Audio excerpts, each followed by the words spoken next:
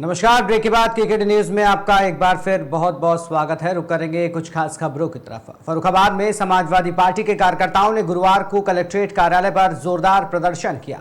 ये प्रदर्शन अलीगढ़ में सपा सांसद रामजी लाल सुमन के काफिले पर करणी सेना द्वारा किए गए कथित हमले के विरोध में आयोजित किया गया था। सपा जिला अध्यक्ष चंद्रपाल सिंह यादव के नेतृत्व में कार्यकर्ताओं ने पैदल मार्च करते हुए कलेक्ट्रेट पहुंचकर सिटी मजिस्ट्रेट को राष्ट्रपति के नाम ज्ञापन सौंपा। ज्ञापन में सांसद पर हुए हमले की उच्च स्तरीय जांच और दोषियों के खिलाफ सख्त कार्रवाई की मांग की गई। सांसद रामजी लाल सुमन ने राष्ट्रपति द्रौपदी मुर्मू को पत्र लिखकर आरोप लगाया है कि उनकी हत्या की साजिश रची जा रही है और राज्य प्रशासन हमलावरों को संरक्षण दे रहा है। उन्होंने अपनी सुरक्षा सुनिश्चित करने और दोषियों के खिलाफ कड़ी कार्रवाई की मांग की है। आज हमारे पार्टी के बहुत ही वरिष्ठ नेता श्रद्धेय नेताजी के जमाने के सम्मानित प्राप्त नेता आदरणीय श्री रामजी लाल सुमन जी पर जिस तरह से जो लोकसभा में उनके व्यक्तित्व के बाद जिस तरह से उनके ऊपर हमला हुआ है, पहले तो उनके घर पर करणी सेना द्वारा चढ़ाई की गई, उसके बाद में अभी वो कार्यक्रम से जब वापस आ रहे थे तो अलीगढ़ में टायरों से उनके ऊपर जानलेवा जो हमला किया गया, उसके विरोध में आज समाजवादी पार्टी क्या मांग क्या थी? आज माननीय राष्ट्रपति महोदय से मांग है कि उत्तर प्रदेश की सरकार, जिसमें कानून व्यवस्था टोटली ध्वस्त हो गई है, उत्तर प्रदेश की सरकार को बर्खास्त करके इस देश में बाबा भीमराव अंबेडकर जी का संविधान लागू करके न्याय और कानून व्यवस्था का राज हो। ये हम सबकी मांग है। और जिस सेना ने इस तरह का कृत्य किया है, उसके ऊपर कड़ी से कड़ी कार्रवाई करने का काम प्रदेश सरकार करेगी। आज तक सत्ता पच्चीस लोगों ने कभी धरना प्रदर्शन किया ही नहीं, कभी नहीं किया। ये इतना फेल है कि शासन प्रशासन भी इनका फेल है, इसलिए इनको विपक्षी तरह धरना प्रदर्शन करना पड़ रहा है। सरकार से क्या मांग है? सरकार से ये मांग है कि चुनाव बैलेट पेपर से कराया जाए और इन लोगों पे जिनने अटैक किया है रामजी लाल सुमन पर, उनके खिलाफ सख्त धाराओं में मुकदमा काम किया जाए।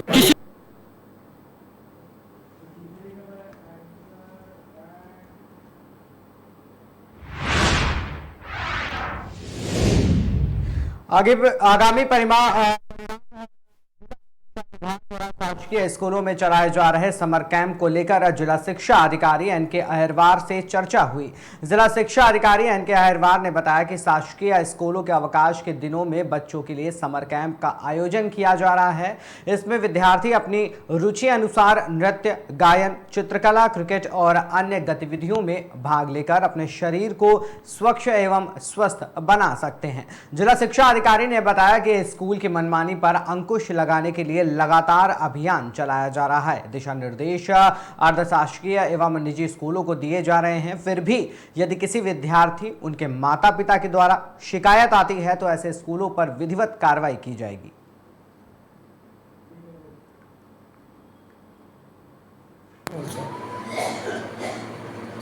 वर्ष 2025 में अभी जो एडमिशन होने वाले हैं, इनको लेकर शिक्षा विभाग की क्या तैयारियां हैं? जो हमारे यहाँ वर्ष 2025-26 के लिए प्रवेश नीति जो आई हुई है, सभी बच्चों को प्रवेश दिया जा रहा है और उनके जो है ऑनलाइन पोर्टल पर भी उनकी प्रविष्टि की जा रही है और हमारे CM राय विद्यालयों में प्रवेश जारी है।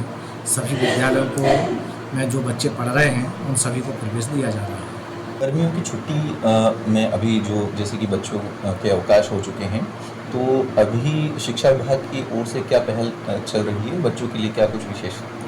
गर्मियों की छुट्टी जो हमारे यहाँ 1 मई से प्रारंभ हो रही है, इसमें बच्चों को गर्मी से बचने के भी उपाय दिए गए हैं और इसमें विद्यालयों में समर कैंप भी चलाए जा रहे हैं कि जो बच्चे उन कैंपों में उपस्थित यदि होते हैं तो उन्हें कई प्रकार की गतिविधियाँ जैसे योगा है, क्राफ्ट है, ड्राइंग है या नृत्य है या संगीत है, ये भी बच्चे वहाँ पर सीख सकते हैं।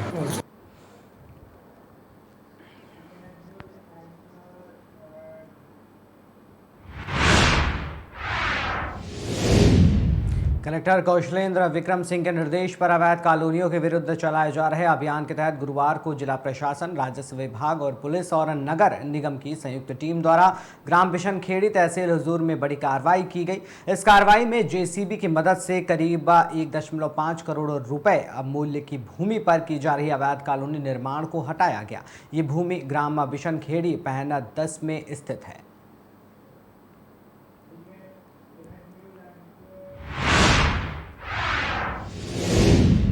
पुलिस अधीक्षक सिद्धार्थनगर डॉक्टर अभिषेक महाजन द्वारा पुलिस लाइन के परेड ग्राउंड में साप्ताहिक शुक्रवार परेड की सलामी ली गई और परेड का निरीक्षण किया गया। निरीक्षण के पश्चात पुलिसकर्मियों को शारीरिक रूप से फिट रहने हेतु दौड़ लगवाई गई और परेड के दौरान अनुशासन और एकरूपता के लिए टोलीवार ड्रिल कराई गई एवं शस्त्र प्रशिक्षण भी कराया गया। साथ ही पुलिस लाइन परिसर की बेहतर साफ सफाई हेतु संबंधित को निर्देशित भी किया गया। तत्पश्चात महोदय द्वारा विभिन्न शाखाओं, मेस, स्टोर, कैंटीन, परिवहन शाखा आदि का निरीक्षण कर पुलिस लाइन के आदेश कक्ष में सभी गार्ड रजिस्टरों को चेक करते हुए गार्ड की सुरक्षा के संबंध में सभी गार्ड कमांडरों को भी आवश्यक दिशा निर्देश दिए गए।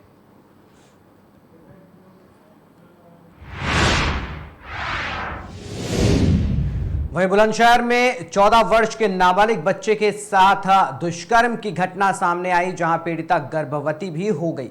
7 माह की गर्भवती होने पर अल्ट्रासाउंड के बाद परिजनों को जानकारी हुई। पीड़ित परिवार न्याय के लिए थाने के चक्कर लगाता रहा, जिसके बाद पुलिस ने समझौता करा दिया। बता दें, नाबालिग बच्चे से गांव के ही 50 वर्षीय अधेड़ ने दुष्कर्म किया। न्याय के लिए पीड़िता के साथ एसएसपी दफ्तर पीड़ित परिवार पहुंचा।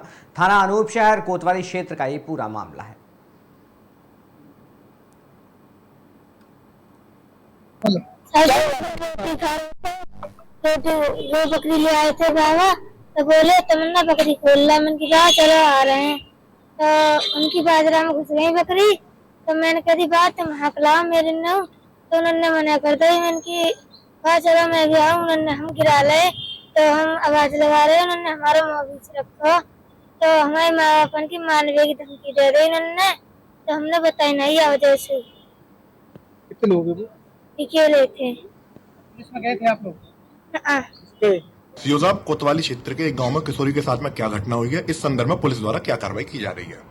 थाना अनूप शहर के अंतर्गत जो है एक अवयस्क लड़की के साथ दुष्कर्म करने की बात सामने आई है, जिसमें थाना उपस्थित होकर पिता द्वारा तहरीर दी गई है, जिसमें मुकदमा जो है सुसंगत धाराओं में पंजीकृत कर लिया गया है।